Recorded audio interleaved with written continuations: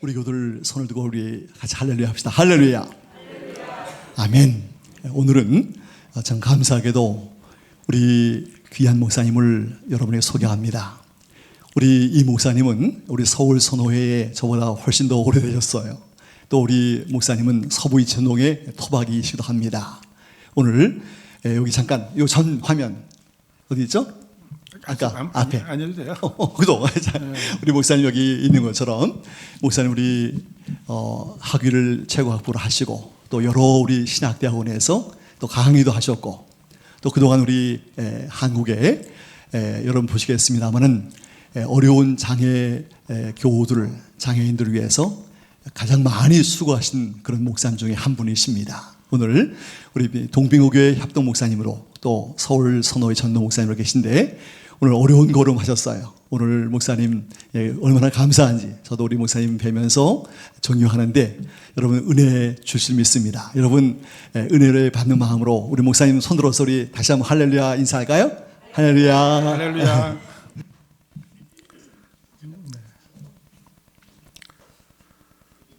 사진이 너무 젊죠? 네. 어디 가나 저 사진을 보여줍니다. 어차피 현재 사진은 찍을 수 없으니까 과거의 사진가 중에 괜찮은 거로 나중에 주님 만나실 때 저를 기억하지 못할까 봐 여러분도 저 사진으로 저를 기억해 주시면 고맙겠습니다. 삼회교에서 저를 이렇게 불러주셔서 감사합니다. 용산에서 태어나서 일생 용산에 살면서 이 삼회교회 이 마당을 밟기는 난생 처음입니다. 네. 제가 사회복 전장에서 일을 하다 보니까 우리 노회에 2년에 한 번씩 갈까 말까 해요. 가끔 가게 되는데 그러다 보니까 노회에서 옛날에 알던 사람들이 점점 모르게 되고 하는데 그래도 노회 가면 이제 낯선 사람들이 점점 많아지는 거예요. 그런데 단 한 분, 사실 그렇게 기쁜 교제는 없었는데 단 한 분이 오셔서 늘 노회 갈 때마다 반갑게 인사해 주시는 분이 계세요. 퀴즈입니다. 누구일까요? 네. 우리 이철수 목사님께서 늘 반갑게 반겨주시고 또 얼굴이 저보다 한 대여섯 살 좀 어려 보이는 동안이신 것 같아서 저보다 후배겠지라고 생각을 했어요. 그래서 작년쯤인가 재작년쯤 한번 만나서 식사를 하는데 저랑 나이도 거의 비슷하고 그래서 깜짝 놀랐어요. 그만큼 제가 좀 젊다는 얘기를 말씀을 드리는 겁니다. 네, 오늘 이제 내 양은 내 음성을 듣는다라는 말씀을 가지고 말씀을 전하려고 합니다. 사실은 10장 22절부터 28절까지 말씀을 이해하기 위해서는 요한복음 9장과 10장 전체를 함께 생각하면서 말씀을 들어야 되고 또 이 말씀이 제가 깨닫기로는 성경 전체를 또 아우르는 귀한 말씀이 아닌가 생각이 들어서 마치 설교가 아니라 성경 공부하듯이 말씀을 좀 나누려고 합니다. 방금 전에 말씀드린 것처럼 10장 이 말씀을 이해하기 위해서는 먼저 요한복음 9장 초반에 있는 사건을 기억해야 합니다. 요한복음 9장 초반에 어떤 사건이 있을까요? 예수님께서 나면서부터 한 번도 보지 못한 시각장애인을 만납니다. 그때 제자들이 예수님께 와서 대뜸 질문을 합니다. 저분이 나면서부터 한 번도 앞을 보지 못했는데 그 원인이 본인의 죄입니까? 부모의 죄입니까? 라고 물어봅니다. 사실은 나면서부터 한 번도 보지 못했기 때문에 본인의 죄라고 말하기는 좀 근거가 없는 거예요. 그러니까 부모의 죄 때문입니까? 라고 물어보는 거죠. 결국 이분들의 생각에는 뭐냐면 저분들이 시각장애를 갖게 된 것은 분명히 죄의 결과다. 근데 문제는 본인의 죄냐 부모의 죄냐 이거를 지금 따지고 있는 거예요. 결론을 갖고 있어요. 죄의 결과다. 사실 우리 장애인 쪽에 일하고 있는 선교하는 목사님들은 주로 이 말씀을 갖고 같이 말씀을 전하기도 하고 여러분 잘 아시겠지만 낮은 대로 임하소서라고 하는 영화의 주인공인 안효한 목사님이 섬기는 교회가 있는데 그 교회는 다 시각장애인 교회입니다. 그 교회 다 시각장애인인데 이 앞에 크게 한글로 써 있습니다. 내가 시각장애인이 된 것은 하나님의 영광을 드러내기 위한 것이다 라고 써 있습니다. 누구를 보라고 하는 건지 모르겠어요. 그런데 주님께서 제자들한테 말씀하시죠. 이 사람이 앞을 보지 못하게 된 것은 그 사람이나 누구의 죄의 결과가 아니라 하나님의 뜻을 드러내기 위함이라고 말씀합니다. 사실 시각장애인 된 것이 죄의 결과라고 한다면 어떤 결과를 우리가 또 하나 도출해내야 될까요? 로마서 3장에 보면 이 땅에 사는 모든 사람들 중에 죄인 아닌 사람이 한 명도 없습니다. 그렇다면 우리 모두 다 죄인이죠. 우리가 모두 죄인이라면 우리 모두 다 시각장애인이 되어야 합니다. 맞죠? 근데 우리가 시각장애인이 아니고 어떤 사람이 일부가 시각장애인이란 말은 결국 시각장애는 죄 결과가 아니라는 결론이 듭니다. 그럼에도 불구하고 아직도 우리 사회는 장애를 겪고 있다. 저처럼 휠체어를 타고 있다 그러면 어렸을 때부터 이런 얘기를 듭니다. 기도가 부족했겠지. 믿음이 없었겠지. 저는 그런 분들한테 묻고 싶어요. 넌 믿음이 좋으냐? 넌 기도를 얼마나 했냐? 우리가 나이가 들면 다 시력이 나빠지겠죠? 그죠? 또 문제는 소리도 잘 안 들리게 돼요. 그래서 연세 드신 분과 대화하려면 목소리를 크게 해야 돼요. 뭐라고 해야 돼요. 믿음이 없어서일까요? 기도를 안 했기 때문일까요? 전혀 다르죠. 출애굽기 4장 11절에 보면 이런 말씀이 있습니다. 누가 사람의 입을 지었느냐? 누가 말 못하는 자나 못 듣는 자나 눈 밝은 자나 맹인이 되게 하였느냐? 나 여호와가 아니냐? 이 말씀이 어디서 나올까요? 모세라는 친구가 하나님의 부름을 받습니다. 그 미디안 강야에서 숨어 있을 때 하나님이 모세를 찾아오셔서 저 430년 동안 이집트에서 종살이하고 있는 내 백성 히브리 백성을 끌어내라. 그 일을 네가 해야 되겠다고 말합니다. 사실은 모세가 하나님을 처음 뵙죠. 뭐 얼굴을 보지는 않았으니까. 근데 하나님께서 당신 누구십니까? 그랬더니 나는 나다라고 말합니다. 그리고서는 내가 너를 부른 하나님이라는 사실을 알려주기 위해서 다양한 기적을 보여줍니다. 기적을 보여주고 나는 그런 분이다 라고 말했는데 이 모세의 마음속에 나를 부르시고 명령하신 분이 하나님이라는 사실은 확실한 것 같은데 그 순간 자기를 돌아보는 거예요. 나는 누구인가? 사실은 모세는 살인자였습니다. 그리고 에집트 땅에서 도망 나온 도망자였습니다. 이건 현행범이에요. 그리고 그것이 무서워서 도망 나왔던 사람인데 죄인인 자기가 자기 백성을 이끌어내는 일을 한다는 것은 말도 안 되는 일이죠. 그런데 모세가 그렇게 말합니다. 나는 죄인이기 때문에 못합니다 라고 말하지 않습니다. 뭐라고 하냐면 저는 사실은 말이 어눌합니다. 언어 장애가 있기 때문에 나는 하나님께서 하시는 그 일을 감당할 수가 없습니다. 그러니까 나를 말고 보낼 만한 사람을 보내주십시오 라고 간절히 부탁합니다. 이 자리에 있는 계신 여러분들께 하나님께서 너 내 백성을 이끌어내라 그러면 여러분 어떻게 하겠습니까? 아마 그렇게 말하기도 전에 누가 할래 그러면 저요 하고 있을지도 모르겠어요. 근데 모세는 못하겠다고 말을 하고 언어 장애가 있다고 말을 합니다. 그때 하나님께서 말씀하십니다. 누가 사람의 입을 지었느냐? 누가 말 못하는 자냐? 못 듣는 자나 눈 밝은 자나 앞을 보지 못하는 자를 만들었느냐? 나가 아니냐? 여러분 이 말씀만 알았다면 예수님의 제자들이 누구의 죄 때문입니까? 라고 질문할 수가 없었겠죠. 하나님께서는 앞을 보지 못하는 사람, 걷지 못한 사람, 그 다음에 듣지 못한 사람, 말을 잘 못하는 사람을 만드셨다고 말합니다. 내가 그렇게 만들었다는 거예요. 이 말은 뭐냐면 우리 중에 난 기억이 없어, 기억력이 약해, 난 몸이 약해, 난 이렇게 몸이 아파 이런 것들이 죄의 결과가 아니라는 사실을 주님께서 말씀하고 계시는 거예요. 하나님께서 우리에게 인간으로 우리를 채워주신 우리 인간의 몸은 아플 수밖에 없고 연약함이 있다는 거예요.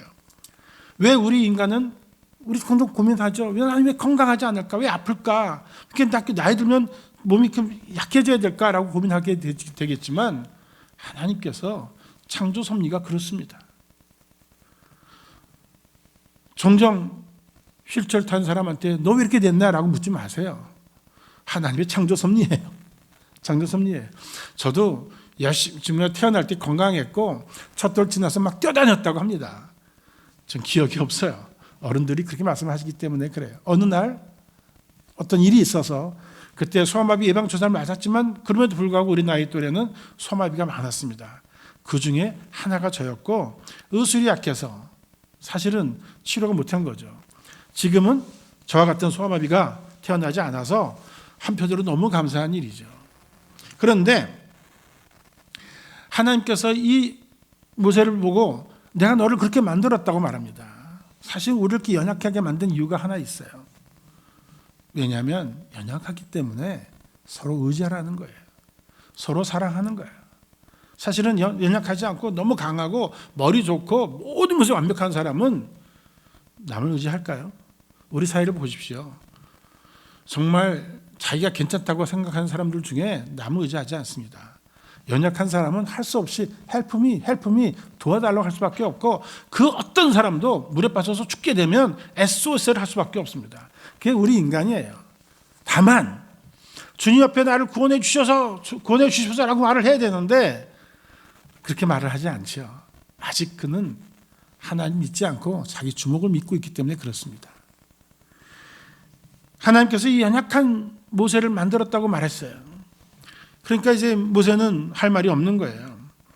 자, 그런데 이 요한복음 9장 1절로부터 이 말씀은 사실은 이 시각장애인이 하나님의 영광을 드러내려고 한 거다라는 그 말씀을 하기 위해서 하신 그 사건은 아니라는 거예요. 왜 요한복음 9장에 시각장애인 이 사건이 나왔을까 하는 것은 요한복음 10장의 내용을 봐야만 이 뜻을 알 수가 있다는 거예요. 요한복음 10장 초반에는 뭐가 나올까요? 오늘 읽은 본문 앞에 부분에 보면 선한 목자와 싹군 목자 이야기가 나옵니다. 우리는 알고 있죠. 선한 목자는 이리가 늑대가 달려오면 목숨을 걸고 양을 지킨다. 그런데 싹군 목자는 양을 버려두고 도망간다. 이거는 목자의 입장에서 말을 하는 거죠. 중요한 거는 목자가 그렇다는 것이 중요한 것이 아니라 양의 입장에서 보는 겁니다. 요한복음 10장에서 말씀하고 있어요. 양이 있을 때 선한 목자와 삭군 목자를 구분을 해야 되는데 사실은 양은 선한 목자를 따라가고 삭군 목자를 따라가지 않는다는 거예요. 그런데 어떻게 양은 누가 선한 목자인지 누가 삭군 목자인지를 구분할 수 있을까라고 하는 거예요.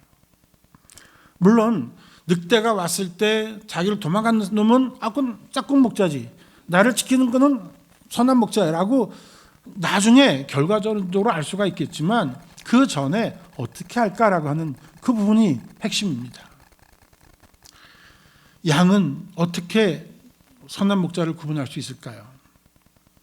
10장 4절부터 5절을 보면 이렇게 말씀하고 있습니다. 자기 양을 다 내온 후에 와서 가면 양들이 그의 음성을 아는 거로, 뭐라고 그랬죠?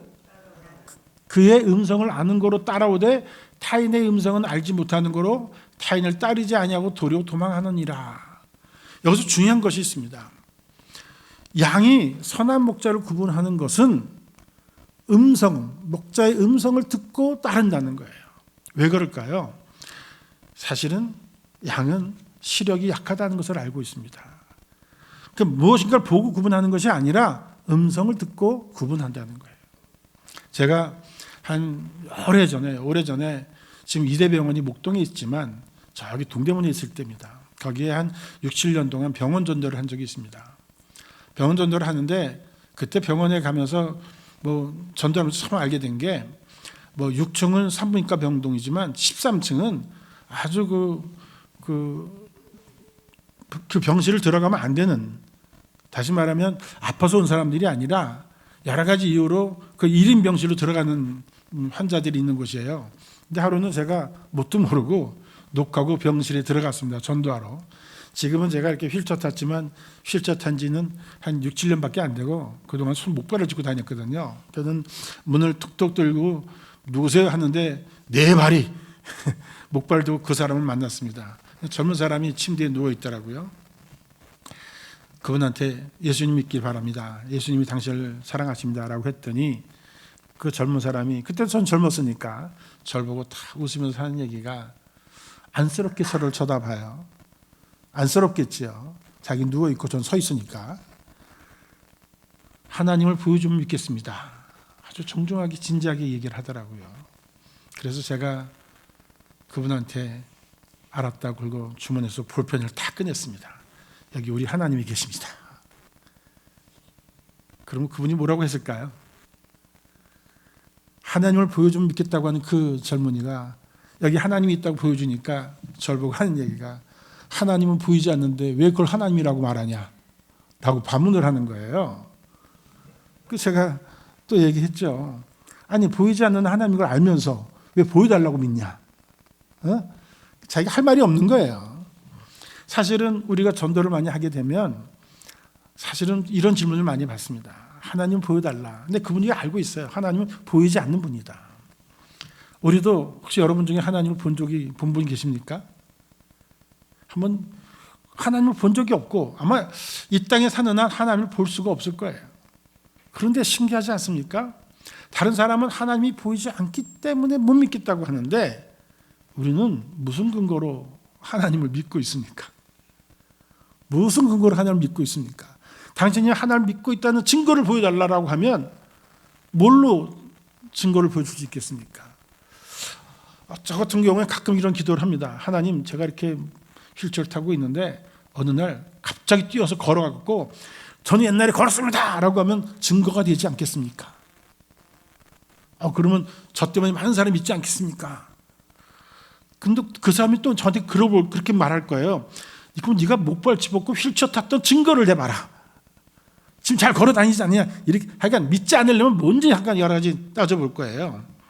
그런데 사실은 양은 무엇인가를 선한 목자와 이 싹큰 목자를 눈으로 보기 때문에 구분한 것이 아니라 어차피 시력이 나쁘니까 소리를 듣고라고 하는 거예요. 자, 15절부터 16절 보면 아버지께서 나를 아시고 내가 아버지를 아는 것 같이 나는 양을 위하여 목숨을 버리노라. 또 이 우리에 들지 아니한 다른 양들이 내게 있어 내게 인도하여야 할 터이니, 같이 읽어볼게요. 그들도 내 음성을 듣고 한 무리가 되어 한 목자에게 있으리라. 아멘. 오늘 이 자리에 계신 우리가 왜 하나님 믿을까요? 왜 예수 그리스도를 나의 구주로 믿고 오늘 이 자리에 나와서 예배를 드릴까요? 그 이유는 단 한 가지입니다. 우리 모두가 하나님 말씀을 듣고 그 말씀이 하나님의 음성인 줄 나는 알았기 때문에 오늘 이 자리에 있는 줄 믿으시기 바랍니다. 양은 선한 목자의 음성을 듣고 선한 목자를 따라갑니다. 앞에서 말한 시각장애인이 왜 시각장애인 사건이 나왔냐면, 시각장애인이 예수님의 음성을 들었습니다. 너 실로암 물가에 가서 씻어라. 그리고 더럽게 진흙에다가 침을 발라서 눈을 발랐습니다. 여러분 이 장면을 보십시오. 아마 시각장애는 소문을 많이 들었을지도 모릅니다. 어떤 젊은이라, 예수란 젊은이가 와서 사람들을 많이 고치더라, 죽은 사람 살리더라, 이런 소문을 들었는데 갑자기 한 사람이 와서 앞을 또 보지 못하는 이분에게 와서 너는 실로암 물가 가서 씻으라라고 말합니다. 그 말씀을 앞을 보지 못하는 우리에게 했다고 생각합니다. 그럼 여러분들은 가서 그래 씻어야지 라고 하겠습니까? 저 같으면 이렇게 물어볼까요? 당신 도대체 누구요? 본 적이 없으니까요. 도대체 누구요? 누군데 나보고 씻으라고 합니까? 그렇다고 또 씻으라고 한다고 됩니까? 그리고 난 보지 못하기 때문에 실로암 물가까지 내가 혼자 가기가 어렵습니다. 아마 여러 가지 이유를 많이 될 거예요. 그런데 이 시각장애인은 그 음성을 듣자마자 100% 순종하고 그는 실로암 물가로 가서 그의 눈을 씻습니다. 이것이 핵심입니다. 앞에 시각장애는 주의 음성을 듣고 그분이 예수님인지 아닌지 모르지만 그 음성을 듣고 믿었습니다. 믿고 가서 씻었습니다. 그 시각장애인의 앞을 보게 된 배경과 양들이 선한 목자의 음성을 듣고 가서 선한 목자의 음성을 따르는, 선한 목자를 따르는 것과 사실은 결코 다르지 않다는 것입니다. 그래서 오늘 본문 27절에 보면 이렇게 말씀합니다. 내 양은 내 음성을 들으며 나는 그들을 향해 그들을 알며 그들은 나를 따르느니라. 왜 사람들이 예수를 믿지 않을까요? 이유는 하나입니다. 그분의 말씀을 하나님의 음성으로 듣지 않기 때문에 그렇습니다. 내가 오늘 왜 예수를 믿을까요? 이유는 뭔지 모르지만 내가 그분의 음성을 듣고 하나님의 음성으로 받아들이고 있기 때문에 그렇습니다. 이걸 우리는 믿음이라고 설명을 합니다. 요한복음 20장 31절에 이런 말씀이 있습니다. 이것이 요한복음 기록한 목적입니다. 내가 이것을 왜 기록했느냐? 사도 요한이 쓴 겁니다. 너희로 예수께서 하나님의 아들 그리스도였음을 믿게 하려 하며 또 너희로 믿고 그 이름을 힘입어 생명을 얻게 하려 함이라. 우리가 성경을 요한이 쓴 이유도 그렇고 우리가 요한복음을 읽는 이유, 또 신구약 66권을 읽는 이유가 뭐냐면 이 신구약을 통해서 오직 예수 그분만이 나의 구세주요. 그분을 믿으면 나는 이 땅에서 죽어도 살겠고 죽지 않으면 예수를 만나면 그럼 영원히 죽지 않는다는 그 말씀을 믿고 있기 때문에 그렇습니다. 이것 때문에 우리가 예수를 믿는 겁니다. 그런데 유대인들이 오늘 본문에 이렇게 말합니다. 왜 당신은 우리로 하여금 의혹해 합니까? 왜 당신은 우리로 하여금 혼돈케 만듭니까? 당신이 그리스도라면 분명하게 말씀하시오라고 말합니다.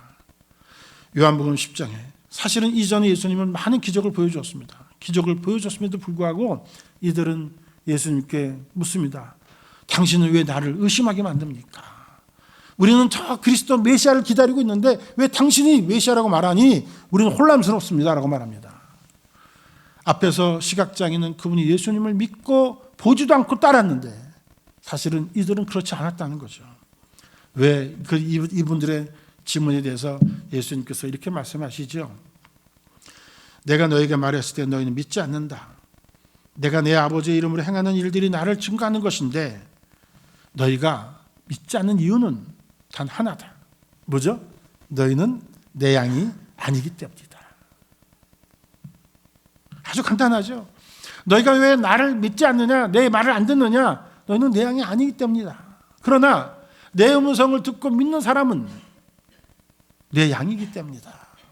그가 하나님의 자녀이기 때문에 하나님의 음성을 듣는 것이고 하나님의 자녀가 아니기 때문에 안 듣는 것이다. 얼마나 충격적인 얘기입니까?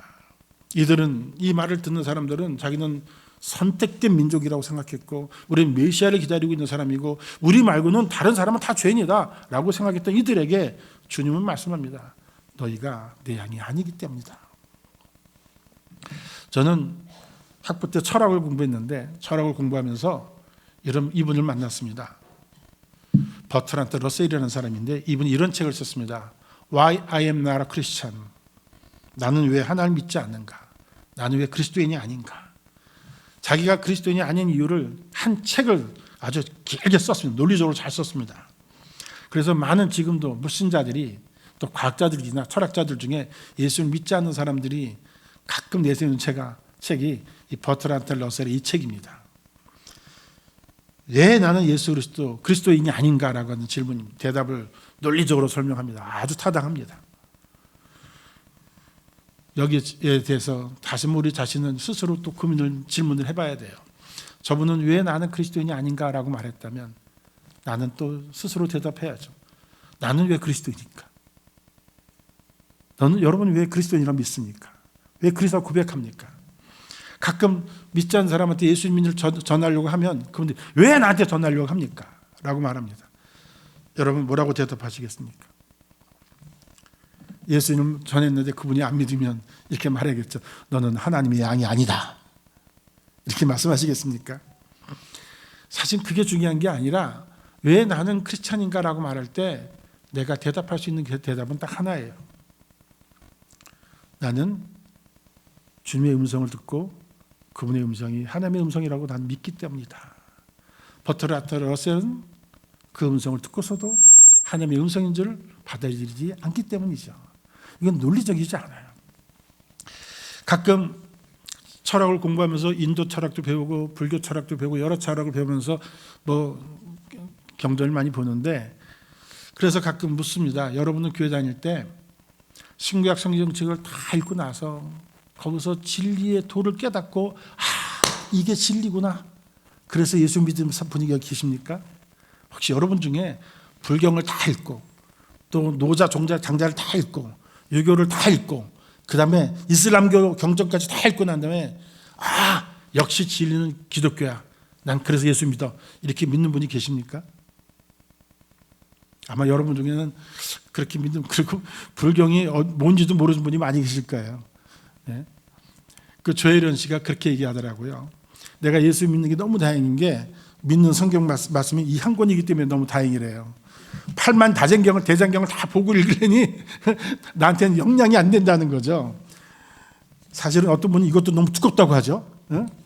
근데 사실은 오늘 우리가 내가 예수를 왜 믿는가라고 할 때 사실은 논리적으로 설명할 게 없어요. 성경을 다 읽어서 깨달은 것도 아니고 사실 성경 보면 볼수록 목사인 저도 깨닫지 못하는 알 수 없는 말이 다가올 때도 많이 있어요. 그래서 이게 무슨 말씀입니까? 라고 하는 것도 있고 오늘 전하는 말씀도 사실은 지난 1년 동안 생활하면서 이 마태복음 9장과 10장이 이렇게 연결되는구나. 그리고 이것이 또 성경 전체와 연결되는가 하는 사실도 제가 최근에 깨달았습니다. 그래서 오늘 여러분께 전하게 되었는데 사실은 내가 뭔가 깨닫고 내가 노력을 해서 내가 다 파악을 하니까 알게 된 것이 아니라 어느 날 갑자기 저는 예수님 믿는 사람이 되었어요. 어느 날 주님께서 나중에 다가오셔서 내가 너를 사랑한다. 내가 너를 위해 죽었다. 거기다가 진짜요? 왜요? 안 물어봤어요. 주님이 나를 위해서 돌아가셨구나. 저분이 나를 위해서 나를 살리기 위해서 그걸 받아들이고 말았어요. 돌아보니까 성령의 역사였어요. 성령께서 저한테 다가오신 거예요. 저는 저에게 다가오신 성령께서 오늘 이 자리에서 여러분에게도 동일한 방식으로 여러분에게 다가오셔서 여러분을 이 자리에 하나님 있는 자녀로 세워주셨음을 분명히 믿습니다.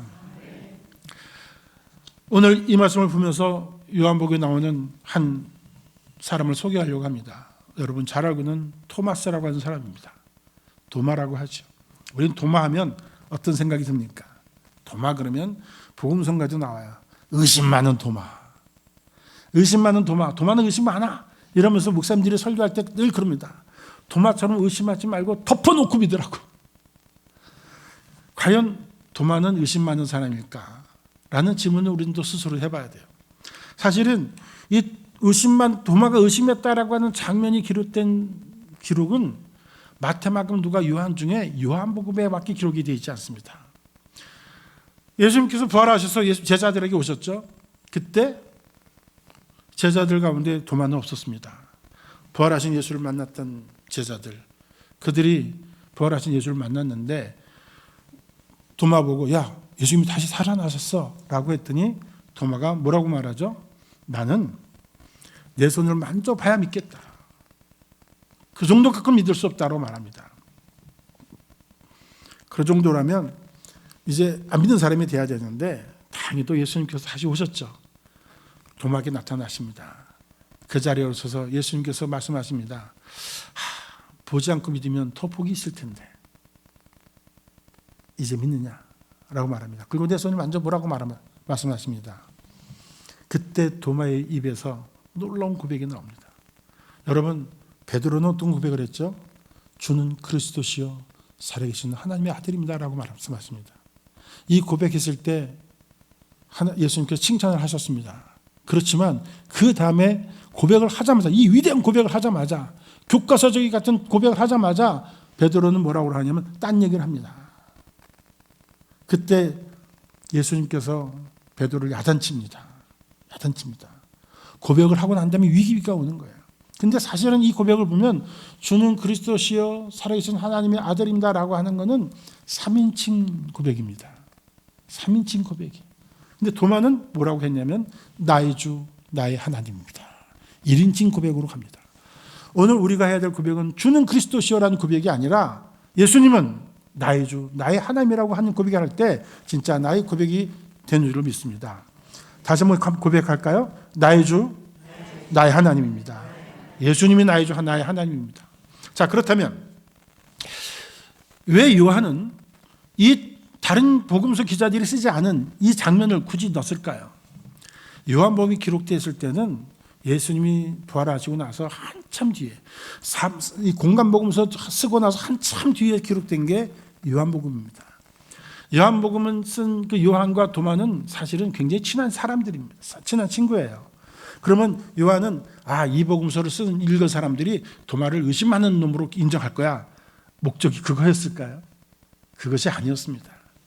요한이 도마 이야기를 삽입하게 된 중요한 배경이 있습니다. 그건 뭐냐면 요한복음을 읽는 사람들이 누구냐 하면은 헬라 문화권에 있는 사람들이에요.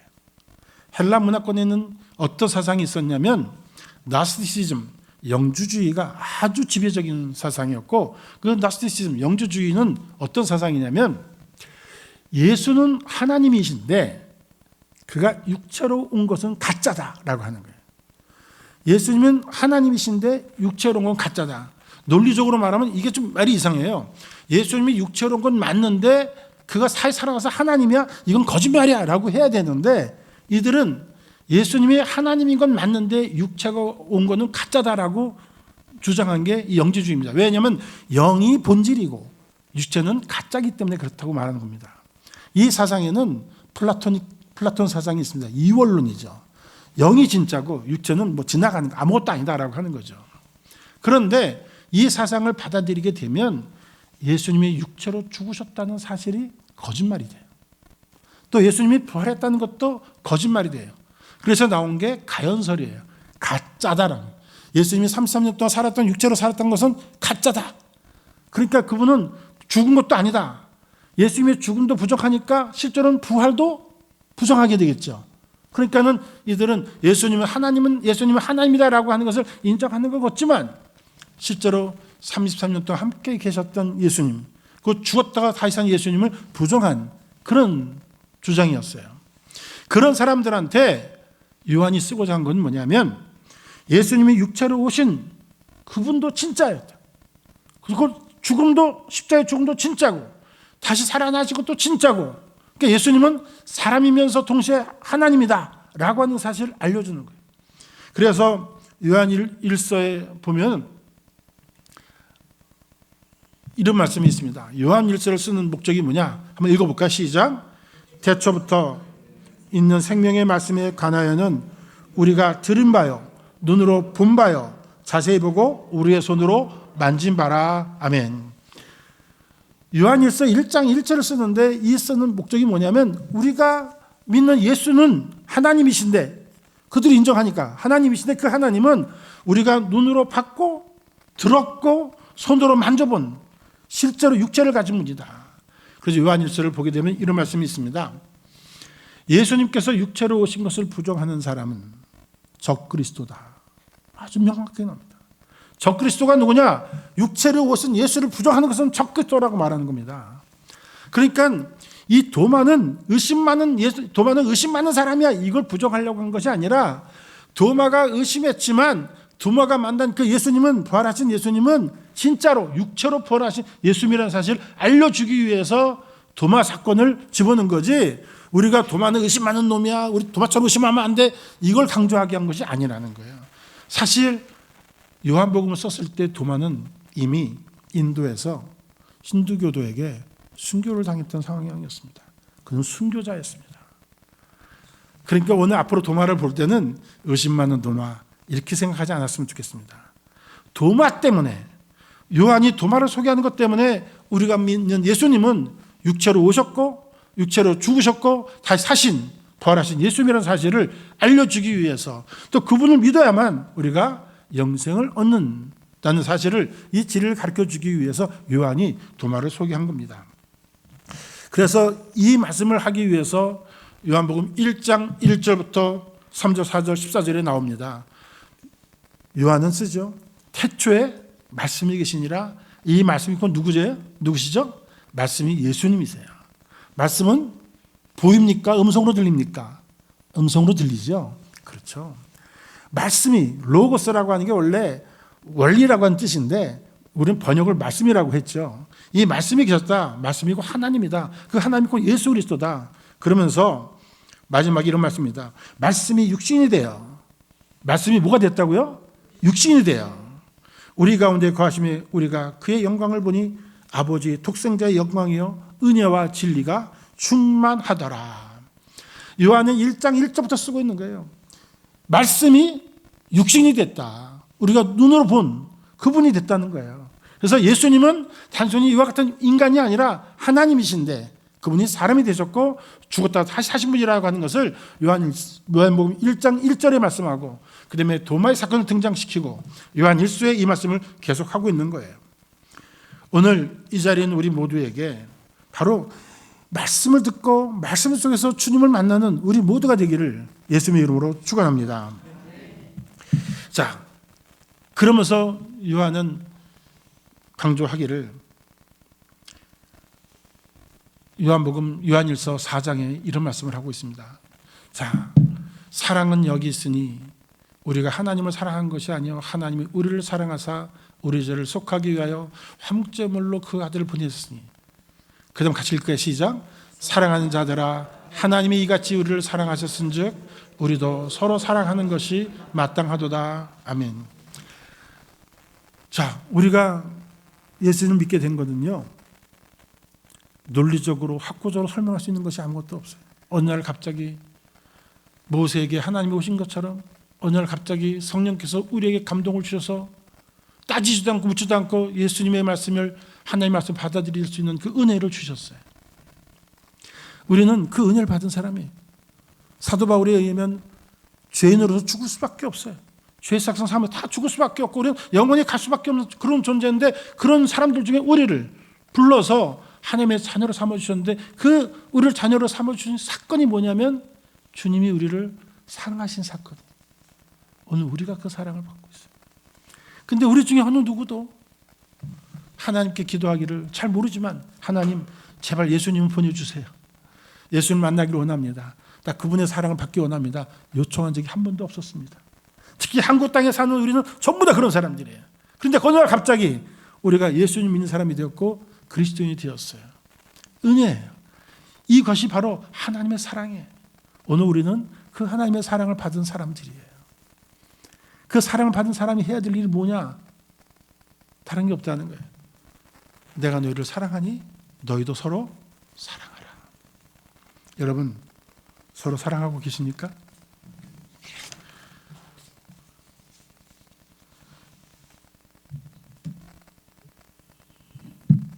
아주 더 구체적으로 말씀하고 있습니다. 우리가 서로 사랑에 대한 이유는 그분이 우리를 먼저 사랑했기 때문이다. 누구든지 하나님을 사랑하노라 하고 형제를 미워하면 이는 거짓말하는 자니 형제를 사랑하지 않는 자 보지 못하는 바 하나님을 사랑할 수 없느니라. 우리가 이 계명을 주께 받았으니 하나님을 사랑하는 자는 또한 그 형제를 사랑할지니라. 여러분 주님의 사랑을 먼저 받은 여러분 또 우리 저와 포함해서 우리 모두 우리가 할 일은 오직 사랑하는 일입니다. 우리 삼회교회 안에 오직 사랑만이 넘쳐나기를 간절히 원합니다. 그런데 안타까운 것은 이 사랑이 예배당 안에만 갇혀 있어요. 이 말씀을 듣고 밖에 나가면 벌써부터 누군가를 미워하는 말이 나오기 시작합니다. 며느리들은 시어머니 욕하고 시어머니들은 며느리 욕하고 예수 안 믿는 사람들이 그런다고요? 예수 믿는 사람들은 똑같아요.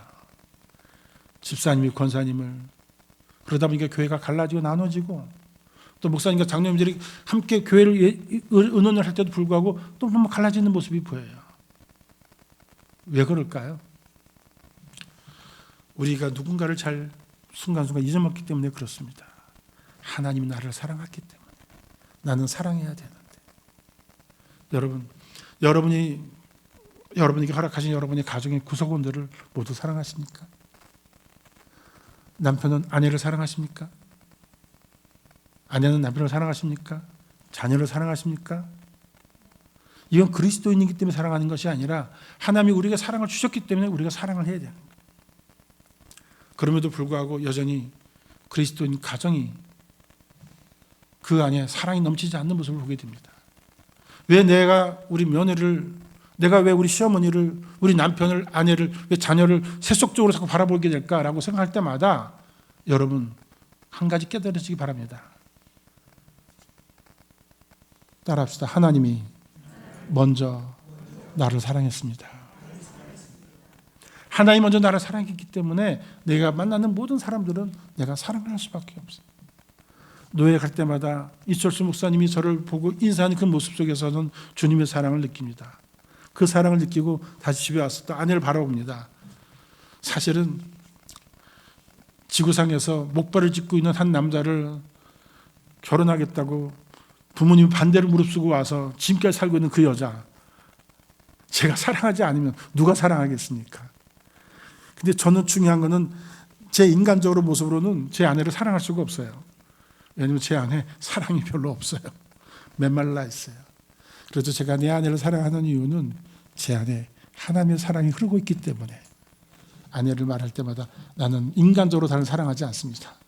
하나님이 나에게 주신 사랑으로 당신을 사랑합니다. 그러면 아내가 아멘 그래야 되는데 리얼리? 또 그래요. 자, 이제 구약으로 넘어갑니다. 아브라함을 만나겠습니다. 아브라함에게 하나님께서 말씀하셨죠. 너는 떠나라. 네가 있는 곳을 떠나라고 말합니다. 떠나라. 가야 할 것도 정하지 않고 떠나라고 말합니다. 그래서 그는 떠나는데 떠나는 게 중요한 게 아니라 떠나는데 너에게 너의 자손만대를 굉장히 넘치게 만들겠다고 말씀해 주십니다. 이것을 요한복음 창세기 15장에 더 분명히 말합니다. 말해 주는데 이 아브라함이 자손만대를 넓게 해주겠다고 하니까 고민을 하는데 하나님의 뜻을 이루어드리기 위해서 뭘 고민하냐면 그러면 나는 나이가 많으니까 우리 엘리에셀 종은 어떨까? 하나님 이 종을 통해서 내 상속자를 이으려고 하는 것이죠? 라고 말하니까 하나님께서 그 친구는 아니다 라고 말해요. 그 친구는 아니다. 내가 너에게 씨를 줘서 너희를 자손만대 풍성하게 하겠다. 하늘의 별처럼 바다의 모래처럼 만들겠다고 말씀하십니다. 그러니까는 또 고민을 하는 거예요. 그렇다면 뭐 어떻게 될까라고 고민하다가 사레랑 의논해 갖고 하갈을 통해서 이스마엘이라는 아들을 낳죠. 그래도 엘리에셀보다는 그래도 하갈이 낫지 않겠냐. 그것도 아브라함과 사레가 합의한 거예요. 근데 사실은 이스마엘을 낳자마자 사레가 또 하갈을 질투하기 시작하죠. 어쩌면 인간적으로는 하나님의 뜻을 이루어드리기 위한 최선의 노력을 한 거예요. 그런데 이 나이 때 나이가 사실은 아브라함이 86세 때인데 그보다 한참 지나서 15년이 지나서 하나님은 아브라함에게 아들을 주겠다고 말씀합니다. 아들을 주겠다. 이때 100세, 90세가 됐을 때 결국 우리를 통해서 주시는구나. 약속이 아니라 그 약속이 나를 통해서 이루어지는 거구나 라는 것을 창세기 20장에 드디어 알게 됩니다. 드디어 아들을 낳았습니다. 아들을 낳고 그 아들 이삭이라 부릅니다. 그 이후에 생긴 일은 소돔과 고모라를 터쳐서 다 나오게 되고 그러다가 이제 22장에 어떤 말씀이 나올까요? 갑자기 22장에 하나님께서 아브라함에게 이상한 얘기를 합니다. 아들을 바치라 라고 말합니다. 보십시오. 엘리에셀도 아니고 하갈도 아니고 아들을 주겠다고 해서 아들을 낳았어요. 그것도 기적적으로 난 거죠. 그 아들이 15살이나 됐어요. 15살이 됐는데 그리고 이 사이에 이스마엘은 내보냈습니다. 이제 아브라함은 나이가 115세가 된 거예요. 이삭밖에 없는데 하나님께서 이삭을 바치라고 합니다. 여러분, 이 과정 중에서 아브라함은 하나님을 한 번도 본 적이 없습니다. 아브라함이 들은 것은 말씀이에요. 떠나라. 떠났지요. 아들을 주겠다. 그랬더니 엘리에셀 안 되겠습니까? 걔는 아니다. 이스마엘은 안 되겠습니까? 걔도 아니다. 이제 주겠다. 너희 이름은 아브라함 세라로 바꿔라. 바꿨습니다. 아들을 낳았어요. 15년이나 키웠어요. 그랬더니 아들을 바치라고 말합니다. 이 과정 중에 이 장면 중에서 이분은 다 하나님의 말씀대로 순종을 했습니다. 근데 이 아들을 바치면 어떻게 됐죠? 다시 또 아들을 낳아야 되는 거예요. 이 순간에 아브라함은 어떤 고민을 해야 될까요? 어떻게 해야 될까요? 만약에 이 순간에 바로 우리 자신이었다면 결과론적으로 나중에 뭐 양을 만들어 줬다 준비하다 이런 것이 아니라 바로 이 순간에 모리아 산상에서 바치기 직전에 이 이삭을 들고 3일 동안 데리고 올라오는 그 과정 중에 아브라함의 마음은 어땠을까요? 이게 진짜 하나님의 음성일까? 혹시 내가 이상한 얘기를 들은 건 아닐까? 이런 고민을 할 수도 있지 않겠습니까? 이걸 가지고 키엘 케고르는 굉장히 중요한 책을 썼습니다. 이것이냐 저것이냐 이런 책을 심각하게 썼어요. 많은 고민했을 것이다. 근데 그건 키엘 케고르의 상상이었지, 창세기를 보면 아브라함이 사흘 동안 이삭을 데리고 가면서 한 번도 고민을 하지 않습니다. 그리고 기꺼이 바칩니다. 이 아브라함의 모습을 보면서 저는 그렇게 생각을 합니다. 아브라함은 이성적으로 고민한 것이 아니라 순간순간 하나님의 뜻을 어떻게 하면 이루어드릴까, 어떻게 하면 하나님의 음성을, 하나님의 뜻을 따를까라는 고민만 했다는 거죠. 그가 결국 이삭을 바치고 나서 그가 믿음의 조상이 된 그 배경에는 그는 오직 하나, 하나님의 음성을 듣고 하나님의 음성에만 순종했다는 것이죠. 그는 보았기 때문에 믿은 것이 아니라 오직 하나님의 음성을 하나님의 음성으로만 듣고 하나님의 음성을 따라서 기꺼이 아들까지 바치는 그 일을 그는 기꺼했다는 거예요. 그에게는 모든 걸 판단할 때 이것이라 저 따지는 것이 아니라 나의 인생을 이끌어가는 그것은 오직 하나, 무엇이죠? 하나님의 음성, 하나님 말씀밖에 없다는 사실을 오늘 창세기를 통해서 우리에게 보여주고 있습니다. 다시 한번 정리하게 되면 오늘 우리가 예수님을 믿게 된 것도 단 하나입니다. 하나님의 음성을 성령의 도우심으로 하나님의 말씀으로 내가 받았기 때문에 그렇습니다. 여러분, 다른 근거를 세우지 마십시오. 내가 성경을 100번 읽었기 때문에 알게 됐다. 알게 된 것도 내가 깨달은 게 아니에요. 설령 알게 되었다 할지라도 그것도 누가 하신 거예요? 성령께서 성경을 통해서 그것이 하나님의 말씀인 걸 깨닫게 하시고 받아들이게 하셨다는 성령의 역사가 있기 때문에 오늘 우리의 하나님의 자녀가 된 것입니다. 앞으로 우리가 살아갈 때 얼마큼 살아갈지 모르겠습니다. 주님이 우리를 부르시는 날 우리가 그 음성에 오라 하면 가겠습니다라고 하는 고백하고 다짐하는 우리 모두가 되기를 간절히 바랍니다. 오늘 우리 자녀에게도 무엇으로 훈계하겠습니까? 자기 개발서를 보고 훈계를 하겠습니까? 누가 얘기하더라라고 하는 것으로 훈계하겠습니까? 그게 아니라 주의 말씀으로 훈계를 하는 우리가 되길 바랍니다. 그리고 또 우리는 자녀들에게 말합니다. 내가 지금까지 따라 믿고 살아온 것은 하나님 말씀뿐이었다. 자녀들도 하나님의 말씀을 받아들이길 바란다. 그를 위해서 나는 늘 기도한다. 오늘 우리가 예수를 믿는 것도 우리 자녀들이나 우리가 전도할 때도 우리가 붙잡고 가야 될 것은 오직 하나님의 음성을 듣고 그 음성만이 나에게 주신 음성이라 듣고 따르고 순종하는 우리 모두가 되기를 주님의 이름으로 축원합니다. 기도하겠습니다. 사랑이 풍성하신 하나님 아버지, 세상은 보는 것에 의해서 살아갑니다. 또 세상의 많은 견해들에 의해서 쫓아갑니다. 그러나 오늘 우리가 예수를 믿게 된 것은 우리를 성령으로 감동해서 우리가 주님의 음성을 주의 말씀으로 받아들였던 그 은혜 때문에 오늘 이 자리에 있음을 분명히 믿고 고백합니다. 우리가 앞으로 살아갈 때도 세상의 어떤 말이 아니라 오직 하나님의 말씀만을 따라가며 하나님의 말씀에만 순종하며 살아가는 우리가 되게 하여 주시옵소서. 감사드리며 예수 그리스도 이름으로 기도합나이다. 아멘. 우리 손 들고 늘 하듯이